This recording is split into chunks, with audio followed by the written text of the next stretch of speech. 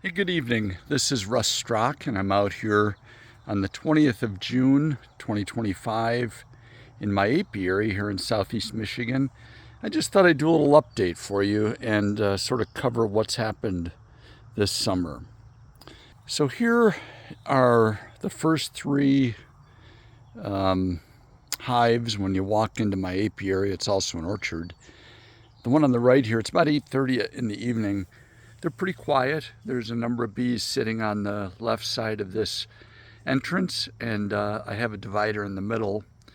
You can see the entrance reducer has two gates on it.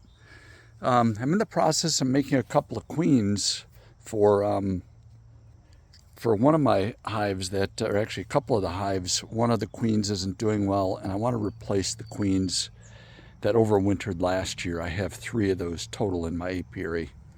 This 2-frame hive in the middle, I'm also in the process of making a queen in there. And this hive over here is a nuke. This has a queen in it from this year that I've been using the genetics to make these other queens over here. We'll just take a quick walk through the apiary. I have 10 hives, actually 11 queens, 10 hives right now. That 11th queen is in the nuke, and I plan to use her to replace one of those overwintered hives. This is one of my nukes from this year that's now expanded into 3 deeps. I'm going to take one of those deep body hives off and merge that with one of these weaker colonies. But I just put those second deeps on in the past 10 days or so. There's another one that has a few bees at the entrance, and I've got that deep on there, second deep. The one next to it is a little slower, been a little bit slower to come along, and that's one I might be borrowing from that other hive where I had 3 deeps to ultimately merge colonies. This one too was a little bit slow coming along, but I just put a honey super on there, and I think I had a few hive beetles too for the first time in this one, so I raised it off the ground a little farther. I cut this plum tree back to give it a little bit more sun, and I haven't seen hive beetles since.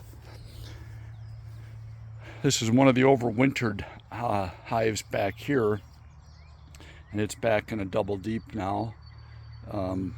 And looking pretty good. That queen is not doing very well, so that's one of the queens I'm going to replace as soon as I get those other ones made up. And here's a couple more that I made up this spring from nukes, and they're doing really, really well, real nicely. Both of these have really big, beautiful queens in them from some of my overwintered stock. I made a total of about somewhere around 20 nukes off of my 5 hives that overwintered. And this one here, quite a bit of honeybee activity here right at the entrance. And like I said, it is about a little bit after 8:30 in the evening, but it's warm, and this hive has a lot of bees in it.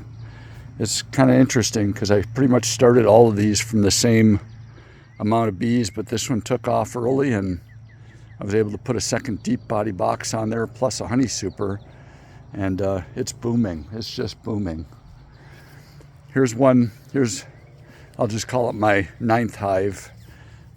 Again, I treated them all about the same, but this one got off to a slower start, and I'm planning to use one of those deep body boxes or perhaps a honey super to give this one a little bit more space and food for the winter. I'm really hoping this peach tree produces this year. I almost always lose all the fruit to either the plum curculio or brown rot. This is the first year I've actually been able to treat for brown rot, but I haven't actually done anything for the plum curculio. The plum curculio pretty well got all this. Here's the brown rot right there, and I've been throwing these off the property, but it's gonna get every single peach on this tree. once it starts, it's almost impossible to stop. These are the elderberries I planted a couple of years ago, and they have completely taken off. They're just doing so well, and the bees actually love to get pollen off of these big flowerets that the elderberries produce about this time of year. Here's a nice floweret on the elderberry, and the bees just kind of skim across those flowers and grab that white pollen. Here's my last hive, and this is also one that overwintered. I got a bee chasing me here. I won't get closer. Sometimes when the hives get this big, they get a little temperamental. But this one overwintered, and this queen is just doing so well, I actually kind of hate to replace her. So if those queens I'm making don't turn out very well, I might try to get this queen through another winter. All right, so that's my apiary. I got a whole bunch of Japanese beetle traps set up. We have a beetle problem here too. But this is my apiary right in among the orchard. And I'm trying some Oregon boysenberries here. That's what these are along the fence. These are boysenberry bushes, and I've been getting a few boysenberries off of them, not too much, but the honeybees do like, blackberry and boysenberry flowers. This part of the apiary and orchard has quite a few thornless blackberries that I planted quite some time ago, and they're still ripening in here. But they're really nice. They're really nice blackberries, and probably another couple of weeks they'll be able to be harvested. So all right, that's my apiary and the status of my bee activity this summer. I was able to, like I said, produce somewhere around 20 nucleus hives. My goal was to sell a few to cover some of the expenses, and I really wanted to go into winter this year with 10 hives. I wanted to double my apiary from last year.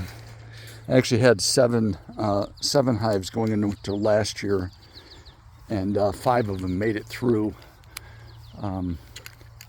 Once again, I don't know why the other 2 didn't make it, but I treated them all the same. So yeah, just I'm walking up to the house. Just show you some of the solar panels on the top of the house.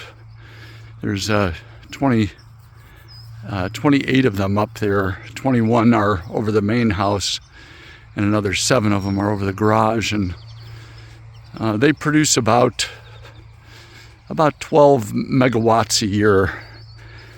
So it pretty well covers my electricity costs, which is really nice. I've had those about 5 years now.